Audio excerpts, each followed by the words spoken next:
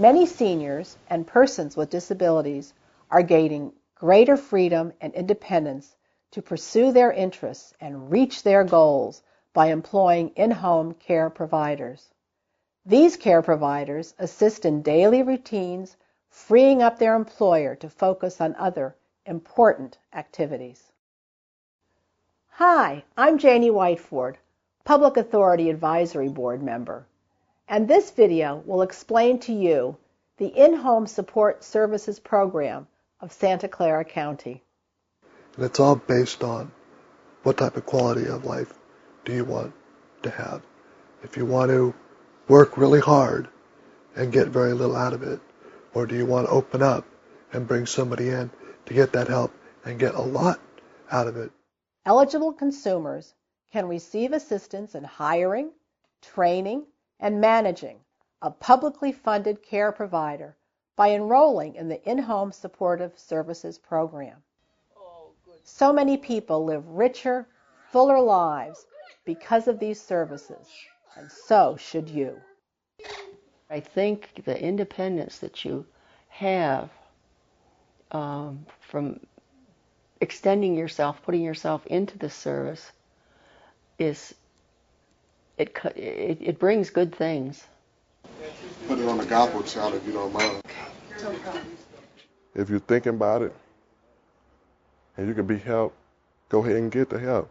I mean, like I say, work with the caregiving, see how they're gonna work with you. You know, and if it could go farther, that's just a blessing in your life. There are 5 main steps to developing a rewarding consumer-care provider relationship. Intake. This is the process of determining your eligibility. Assessment and reassessment. After your initial assessment, you will be reassessed annually to evaluate if your needs have changed. Hiring. You have numerous options about who you will hire. Training. Your care provider needs to understand your needs in order to serve you properly. Managing. Nurturing a positive relationship is vital, and terminating an unsatisfactory relationship is your right. The initial intake into in-home supportive services is handled by the Santa Clara County Social Services Agency. The intake process is a process in which an individual contacts our agency directly and is asked a series of questions to determine whether or not they're eligible to receive services through in-home supportive services. If the individual does need to be further screened for eligibility, the intake social worker conducts a screening over the telephone, asks the individual to be prepared to receive a packet of information within the mail within the next several days, and that will be an eligibility packet, which the individual is then encouraged to complete. We offer assistance to be able to help them complete that packet of information, and at the same time, while the eligibility determination is being conducted, we have a social worker who is going to be assigned to that individual who will go out and make a home visit to determine what sorts of services may be required to keep that individual safely in their home. This is a client-driven program in which the consumer tells us how they would like to be able to remain safely in their home. Wonderful. Oh, you're so wonderful. The goal of the Social Services Agency is to provide life-sustaining, life-protecting, and life-enhancing services for all the community members of Santa Clara County.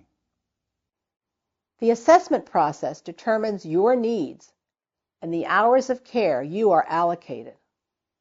Every year you are reassessed to see if your needs have changed. The assessment is very important because this is how we determine what the client's needs are. We go into the home and we provide services. We are there to serve them, to find out what it is that they need, and then to help them get what they need.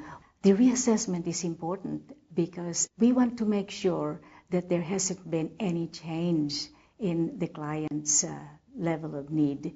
Perhaps the client needs more hours, perhaps the client needs more help, and therefore the additional help should be available to the client. With all the people that I work with, there is this sense of passion, commitment and the mission to keep people in their own homes, as long as we can do that safely and adequately. It is important to carefully consider what care provider option is right for you. Your care provider can be a family member, such as a parent, sibling, or adult child. And there are, of course, both advantages and disadvantages to this relationship. Sometimes I don't look at my mom, even though she is my care provider, I don't look at her as my care provider. But if I ask her some things, she'll do it or she won't do it because she's my mother. But a lot of things I have to ask of Joanne, she will do it because she's my caretaker. I have heard that you shouldn't ever have a girlfriend or a wife or anybody that close be a caregiver because it tends to make a problem. Especially in the beginning, newly injured tend to think of that person as a caregiver rather than your girlfriend or your wife. Another option is to have a friend or other qualified individual provide care. You might develop a good friendship, as I have with my attendant, Lee. But it's a challenge, and it's a unique opportunity that somebody comes into your home and provides these very personal assistance. But once you've gotten over that lump, you'll find that you are a much better, healthier, satisfied, more accomplished person. Many consumers choose to interview pre-screened independent providers listed on the Public Authority Registry. They have to understand all the things that they have to help you with, as far as bathing, cathing, wounds, even the smallest things. You're given 3 names, and the communication on the telephone gives you a pretty good idea as to whether they really want to do this or not. And I've just found some gems. Additional training is helpful for your provider to understand and meet your needs. You may fill out a self-assessment form to identify your needs, such as housekeeping, meal preparation, and personal care. The Public Authority offers consumers and care providers training workshops and a consumer training manual to help in this process. It is indeed a team effort. He has to let me know what it is he wants me to do, how he wants it done, and sometimes we talk about that because maybe how he wants it done is not easy for me to accomplish, or maybe I can come up with a better way of doing it. She was very aware that I had to be at a class at a certain time, or I had exams that I needed to take, and then that transition turned over to becoming employed, and that took on another whole set of roles and responsibilities. But if the provider, it gives them the initiative and tells them that they could do it, that will give them more strength and belief in themselves to where they can do it. Look at a movie together, just those things mean a lot to me when my caregiver could help me. Clear communication and agreed upon expectations are invaluable in maintaining a positive consumer care provider relationship. It's a very intimate situation when you're asking somebody to provide some very private care, bowel care, bladder care, very personal things to have done. But once you get through it and recognize that this is maybe 2 hours out of your day, and that leaves you 22 hours left for yourself, that's where the difference comes in. What you get back from the friendship, from the numerous trips I've taken with him, I wouldn't even have been out of the state of California if it wasn't for Richard.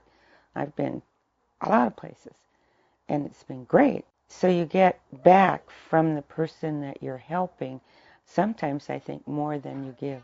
I really do. Put fear out of your mind, because fear is there to begin with. It's fearful to have someone come in. Now I'm very, very comfortable with it. The little independence I can get, they do. If I could tolerate some without always depending on them to do it. Yes, that's what I try to do. I try to just deal with a little bit more things that I could deal with that I know they can help me with, but I don't ask them. I just try to hold it out to see how long I can do it before I have to ask them. If you think in-home support might be right for you, consider the experiences of those who currently use it. If you need the help, and if it's available for you to help you get your life together, if it's there for you, get it. Try it. You don't have to stick with it. You can quit. You can fire them. You can let them go. You can go back to what you're doing, but give it a try. Interview. See if you can find someone you're compatible with to some degree, and then give it a go. If it doesn't work, you can always stop. This is a true program that will offer you the independence and the ability to remain in your home, to maintain your level of comfort, to remain as independent for as long as possible that you can, given that these services are available to you and will be available to you for as long as you need them. It helps develop your courage because you try things and they work, and if they don't work, you try again, and when it does work, it's wonderful. These services are here for you, and the Social Services Department and the Public Authority are here to help you get started. Once you start realizing the benefits of in-home support, we're confident you too will become an advocate for in-home supportive services. I love you, darling. I love you too, sweetheart. Remember to call the Santa Clara County Social Service Agency at 408-928-3737 to speak with an intake worker. For information on training, call the In-Home Support Services Public Authority at 408-350-3206. For information on the registry, call the In-Home Support Services Registry at 408-296-8290. If you have conflicts or wish to terminate a relationship with your care provider, then the public authority can help you in the process.